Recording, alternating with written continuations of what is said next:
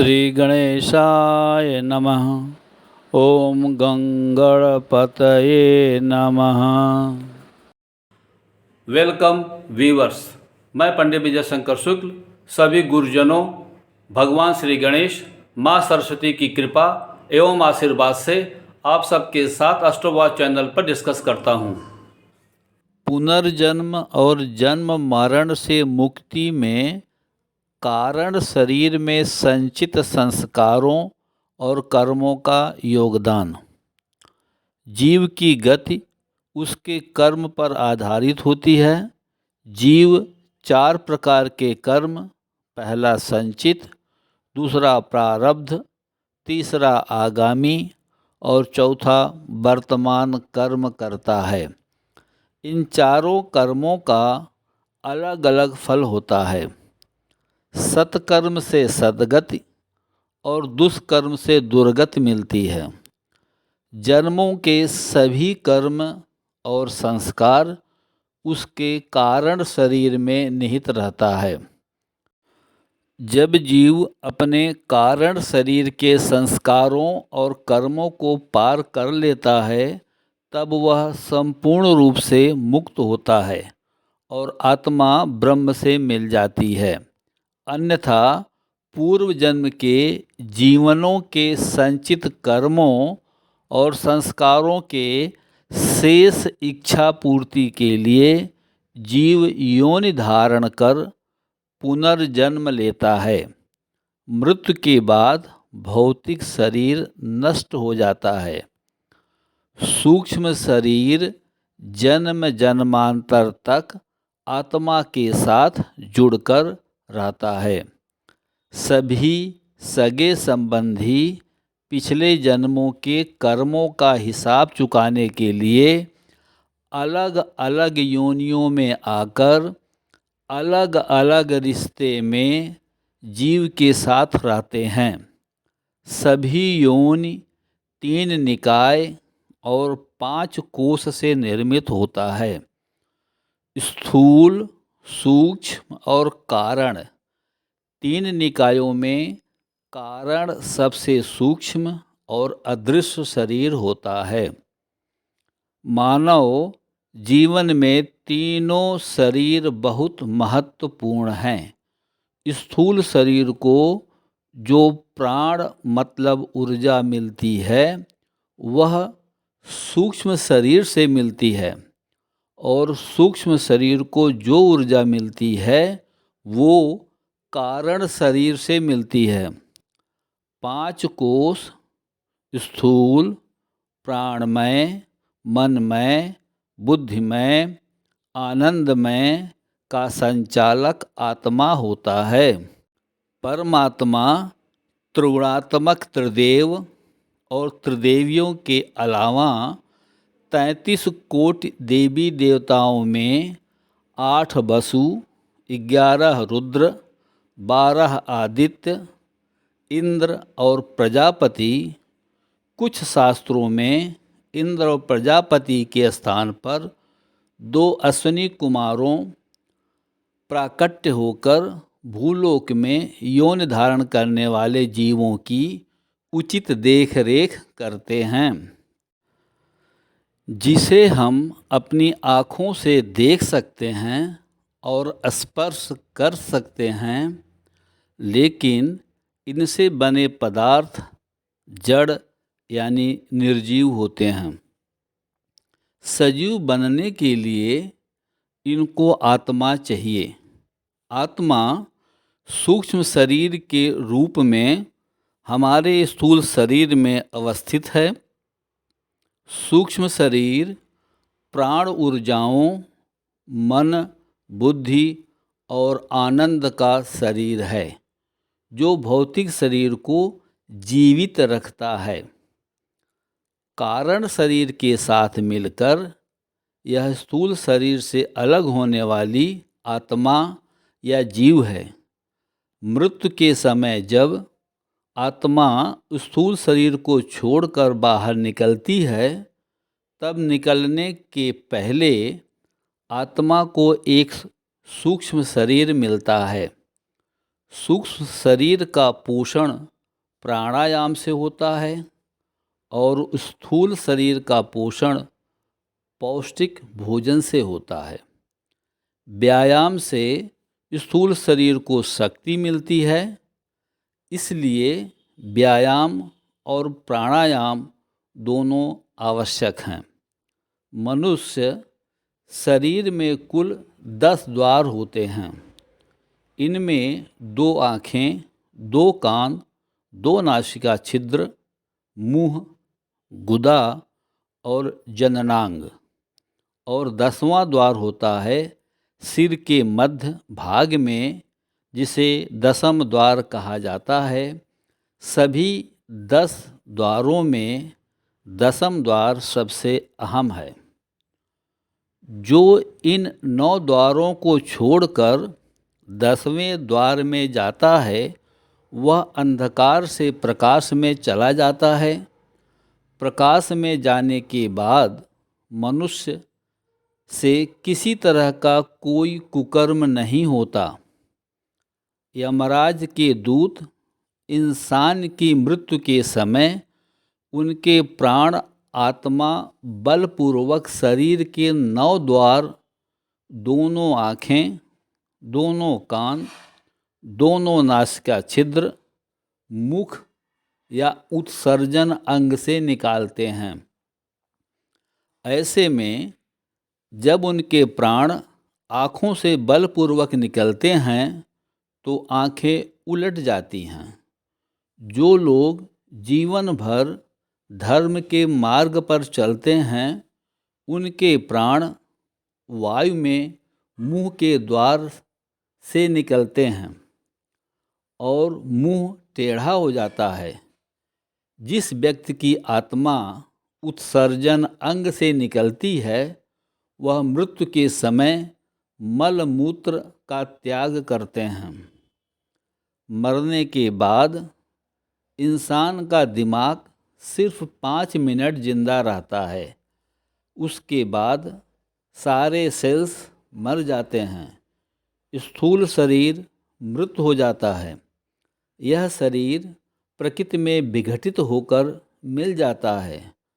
स्थूल शरीर एक अस्थायी वाहन है, जबकि आत्मा शाश्वत है।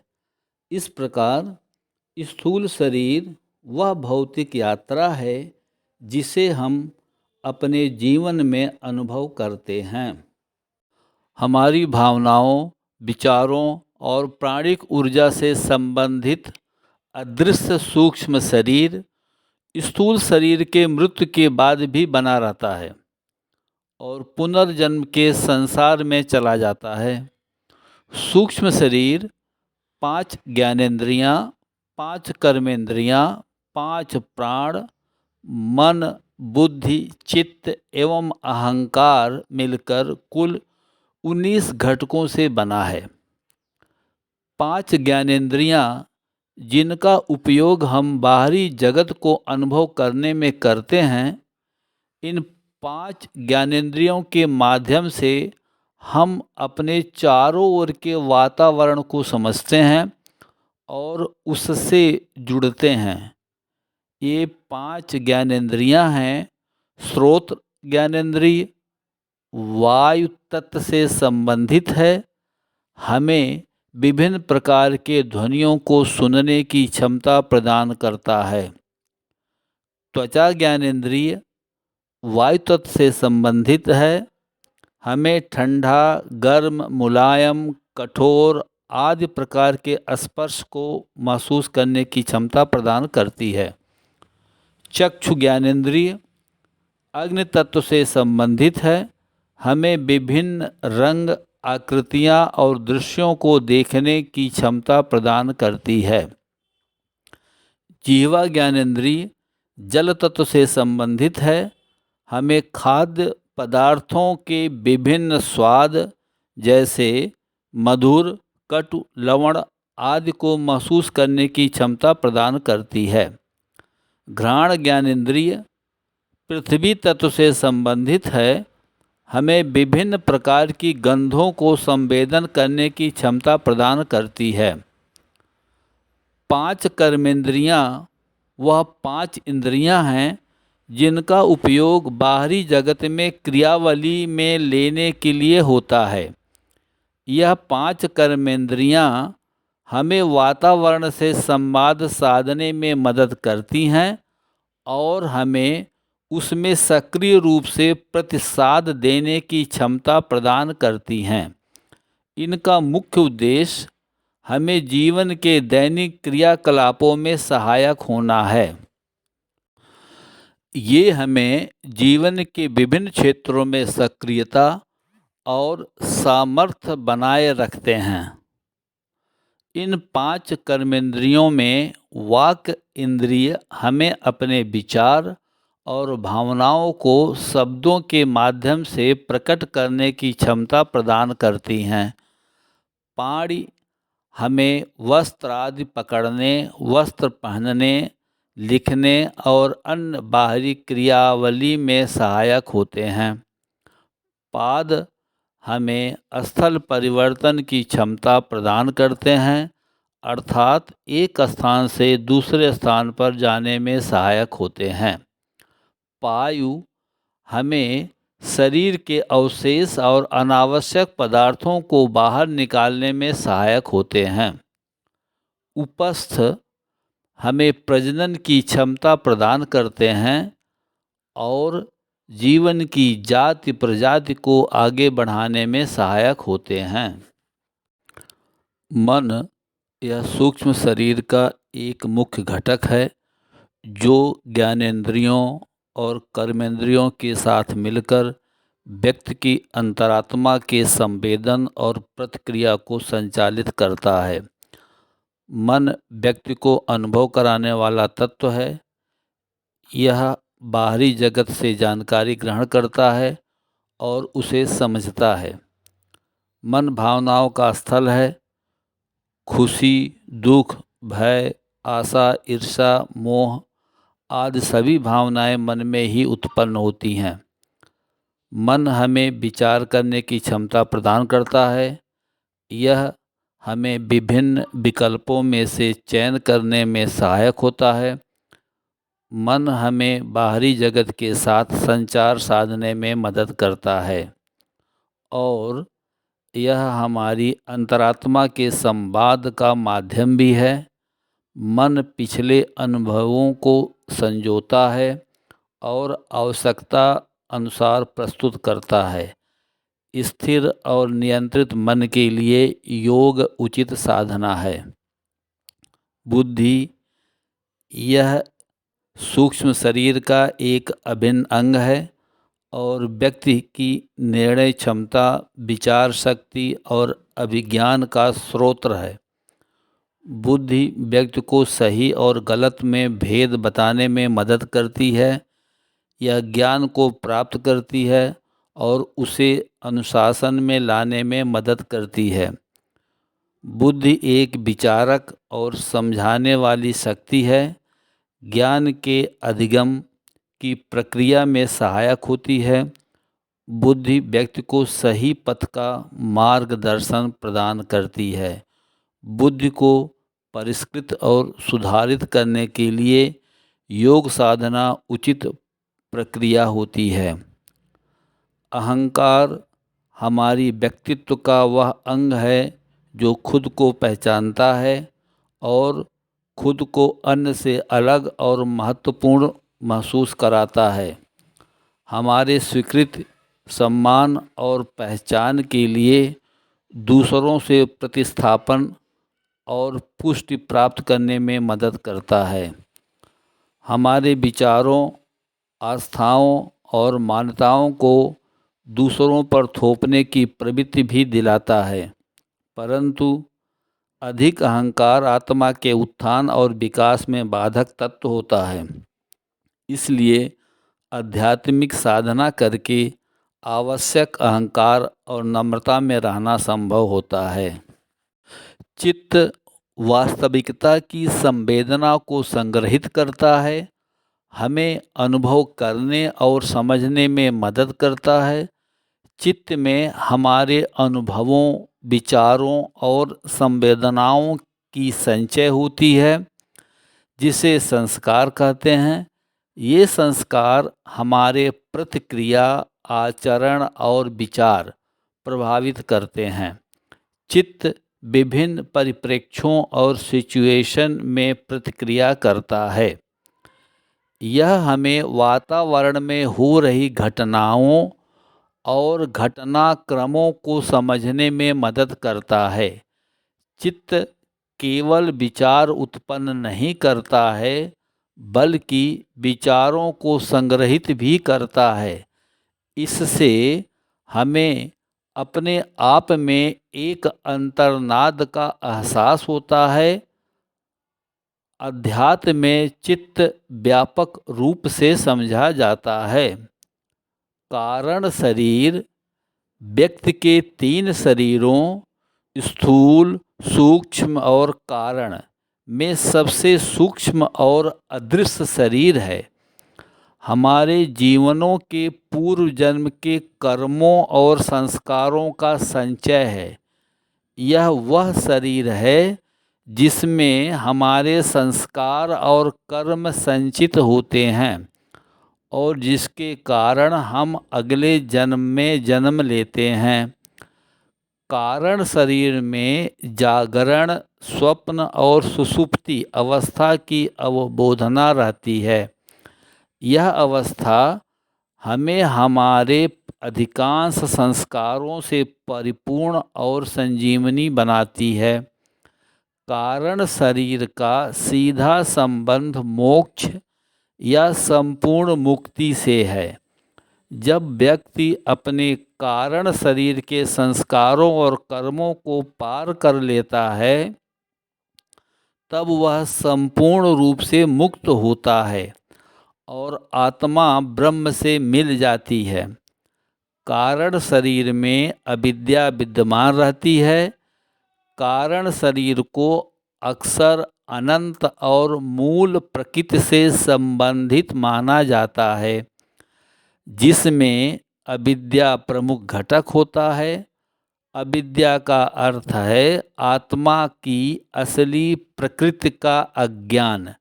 इसके चलते ही जीवात्मा संसार में जन्म लेता है और पुनः पुनः जन्म मरण के चक्र में फंस जाता है। अविद्या की वजह से ही जीव अपने असली स्वरूप को भूल जाता है और शरीर, मन और बुद्धि के साथ तादात्म्य कर लेता है। जब जीवात्मा अपने असली स्वरूप, जो कि शुद्ध चैतन्य और अनंत है, को पहचानता है, तो अविद्या का नाश होता है। यह पहचान आत्मज्ञान के माध्यम से होती है। जब अविद्या का नाश होता है, तो कारण शरीर की प्रकृति भी समाप्त हो जाती है और जीवात्मा को मोक्ष प्राप्त होता है। जब हम जागते हैं, हमारा स्थूल शरीर और सूक्ष्म शरीर सक्रिय होता है। स्थूल शरीर से हम बाहरी जगत को अनुभव करते हैं और सूक्ष्म शरीर से हम अपनी आंतरिक अनुभूतियों और विचारों को अनुभव करते हैं। स्वप्न अवस्था में जब हम सपने देखते हैं, तो हमारा सूक्ष्म शरीर सक्रिय होता है, जबकि स्थूल शरीर विश्राम कर रहा होता है। लेकिन सुषुप्ति अवस्था यह गहरी नींद में हमारे स्थूल और सूक्ष्म शरीर दोनों ही विश्राम में होते हैं। इस समय केवल कारण शरीर ही सक्रिय होता है। इसलिए सुषुप्ति को कारण शरीर की अवस्था भी कहा जाता है। सुषुप्ति के समय जीव अपनी असली प्रकृति, जो शुद्ध चैतन्य है, के करीब होता है, लेकिन अविद्या की वजह से वह इसे पूरी तरह से अनुभव नहीं कर पाता। इसलिए जब हम जागते हैं, हम एहसास करते हैं कि हमने अच्छी तरह से सोया, लेकिन हमें यह याद नहीं रहता कि हमने कुछ सपने देखे थे या कुछ अनुभव किया। इसे कारण शरीर के अविद्या ज्ञान का प्रकट होना माना जाता है। प्रिय दोस्तों, नमस्कार। मुझे आशा है कि मेरी यह लेटेस्ट पब्लिश्ड वीडियो आप सबको बहुत पसंद आई है। अतः घर में बैठकर इस वीडियो का आनंद लेने के बाद मेरे प्रयास को काइंडली लाइक और कमेंट्स करें तथा अपने नियरेस्ट एंड डियरेस्ट को शेयर करें। प्रेम से बोलो, ओम श्री लक्ष्मी नारायणाय नमो नमः।